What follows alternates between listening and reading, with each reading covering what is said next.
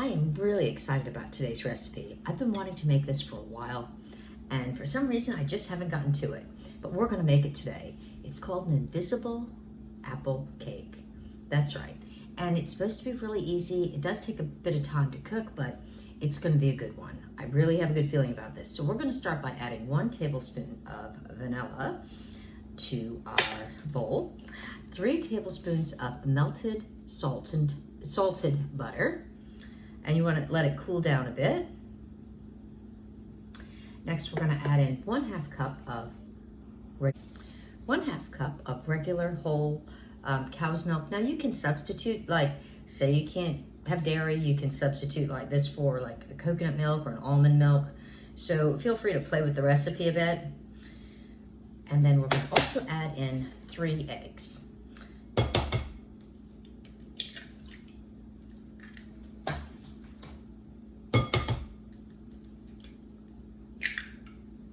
No shells, please.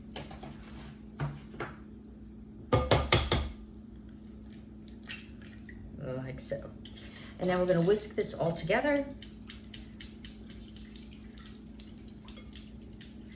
And you want to make sure that all the ingredients are really mixed well before we add in any additional ingredients. This is going to be so good. This recipe is a European recipe. And like I said, I've been wanting to try this for a while, so I'm really excited about it. Now, once we have all of those ingredients whisked together, we're going to add in 1/2 cup of regular sugar and whisk that in. Once you've got that mixed in, we're going to add in 1/2 cup of regular all-purpose flour and continue to whisk this all together. Now, this is going to be a looser batter.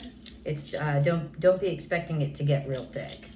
And we're going to also add in 1 tablespoon of baking powder and 1/2 tablespoon of ground cinnamon. And you want to whisk this together really well. Once we have this all whisked together, we're going to set this to the side while we get on to the next step in this recipe, which is a little more laborsome. That's right. It's going to be good.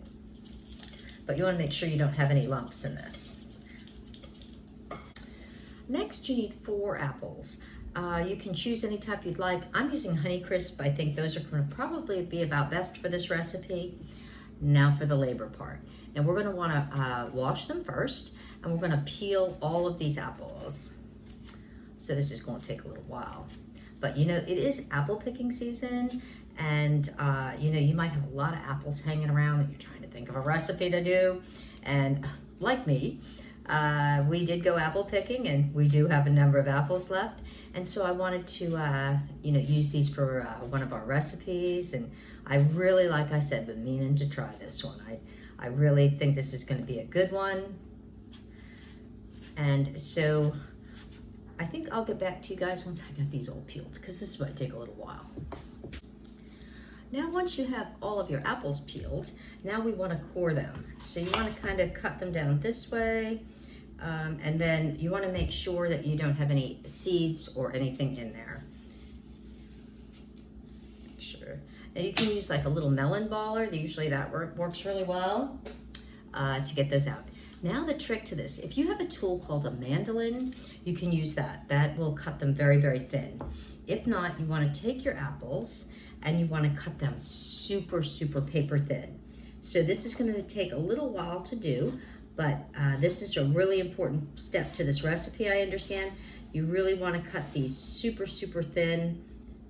So this is going to take me a little while, so I'm going to work on cutting these apples, and I'm going to get back to you as soon as I got these all super paper thin, so we can move on to the next step. This is going to be so good. Now, we got the apples all set. Remember that batter we set off to the side? Well, you just want to give it another good little whisk up, just like so. Looking pretty good. Now we're going to take about half the apples first and add them on into the batter.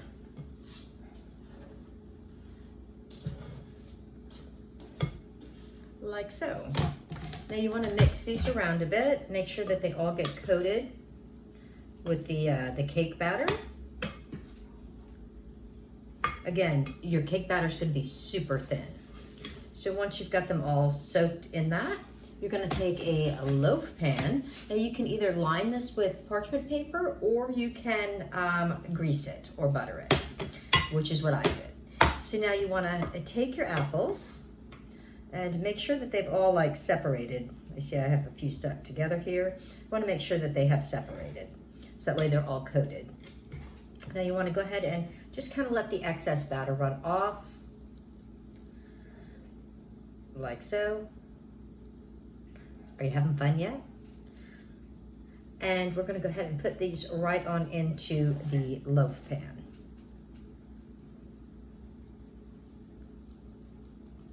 I know this seems to have a lot of little steps to it, but I guess they're all really important steps, so we're following just what they said. So now we're gonna go ahead and lay these down into the bottom of the pan. It would be kind of hard to put them in the top, wouldn't it? Once we get these all into the pan, we're gonna press them down a bit.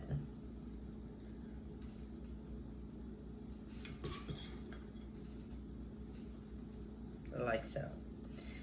Now you wanna press this first set down, like this.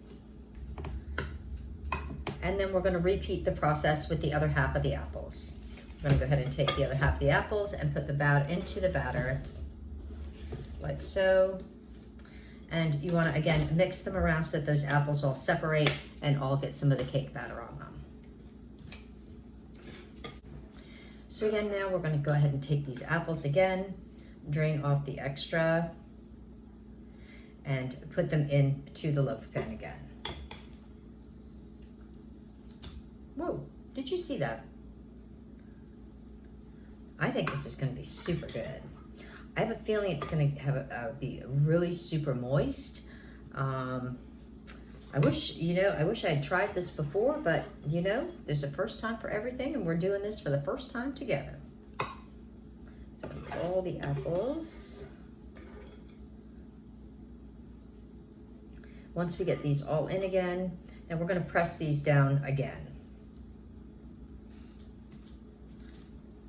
I want you to press them down. And because the apples are still firm, don't worry, they're not gonna like turn into mashed potatoes or anything. They are raw. We haven't cooked these apples yet. There we go. So now we're gonna go ahead and push them all down in. Now, not to worry, our batter's not getting wasted. Now you're gonna take all of that extra batter and we're gonna go ahead and pour it right on over the top of the apples.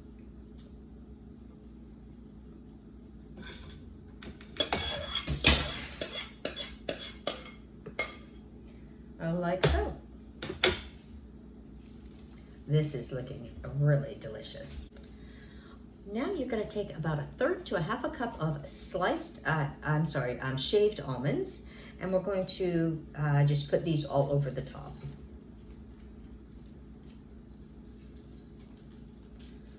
This is going to be so good. And it should look like this. Now I'm gonna put this in the oven. You wanna preheat your oven to 350 degrees. We're gonna put this in the oven for 45 minutes. After 45 minutes, we're gonna take a piece of foil and we're gonna cover this and we're gonna let it bake for another 25 minutes. So it's gonna take a while, but I'm sure it's gonna be worth it. So let me get this into the oven, set my timer for about 45 minutes so that way I don't forget. If you don't remember to cover it, your almonds, chances are gonna burn. That's what I'm told. So let me get this in the oven. I can't wait for this. This is gonna be super.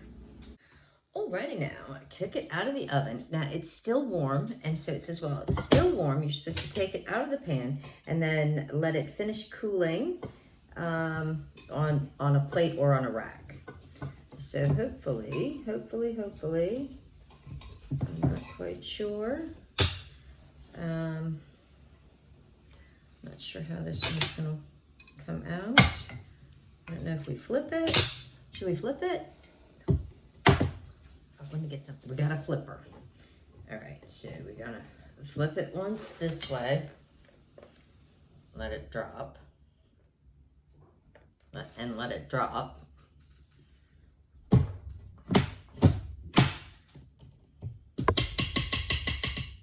I'm gonna give it a minute.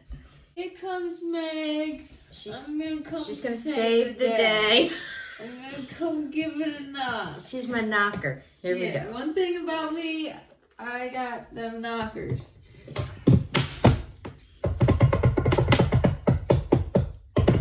Hello? Hello? It's gonna pop right off now. Do that, I'll knock as you're doing that. Okay. And give it a little shimmy. Oh. Okay, I gotta spank it, that's why. Oh, okay. Bad bread. It's cake. Oh, bad cake. Naughty cake. We're gonna give it a minute to drop. We'll give it a minute to drop. Wait, you don't want them to separate. You're right, I don't want that. No. We're gonna give it a minute to drop. Naughty.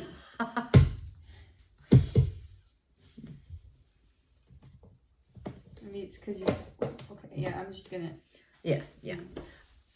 Just give us a minute. We're gonna let this drop. Alright, we're gonna try this one more time. Are you standing by in case I need you to knock? Yeah, I'm back here crushing nuts. Okay, here we go. Oh, look at that. Oh, is it my knocking? It's your knocking over there. Okay, so you flipped it once that way, and now we gotta flip it back over so the nuts are on top, you know. Oh, there's nuts over there? Oh, yeah. It's all nuts. It's all just nuts. Ready? 1, 2, 3. There we go. Alrighty now. Alright, now we gotta just let it finish cooling. Look at how beautiful. Woo! Everybody's gonna want to make one of these. We'll let it cool just a little bit more. We're gonna slice it up, serve it up, and it'll be time to do a tasty taste. Alrighty then. Next, we want to take some powdered sugar, and we're gonna go ahead and dust it all over the top. This is a European recipe, and I've been wanting to try this for a while, so I'm really excited about it. I think it's going to be really good, and I'm hoping it turns out so good that maybe I'll do this again for the holidays. I guess every day can be a holiday, right? There we go. All right, beautiful, beautiful, beautiful. Just like that.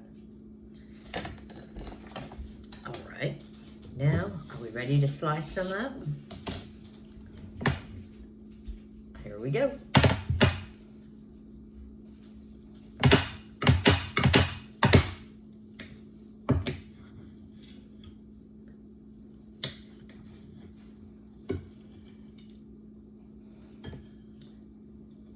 So I guess we should use 2 slices, one for me and one for Meg, right?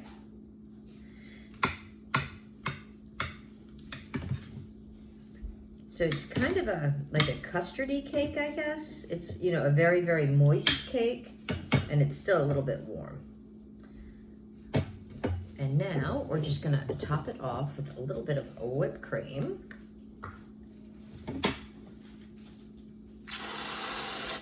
There you go. Doesn't that look delicious? I'm just saying. I can't wait to get my fork into this one. Let me get that helper. You know, the eater helper. Alrighty, this is called Invisible Cake. Invisible apple cake. And it's still warm, I think.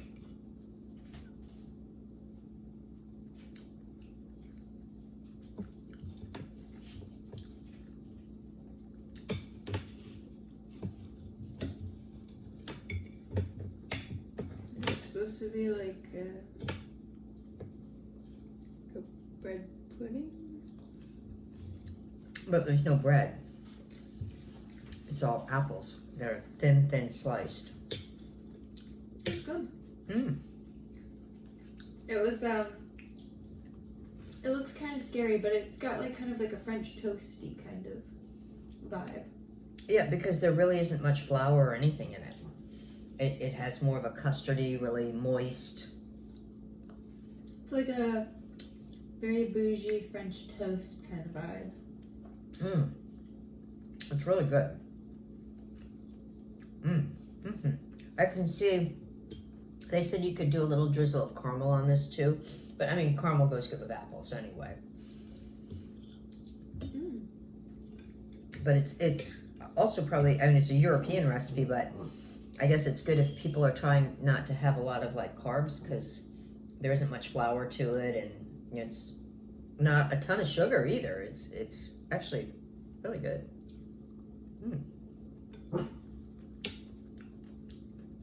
8.5 out of 10. Yeah, I agree.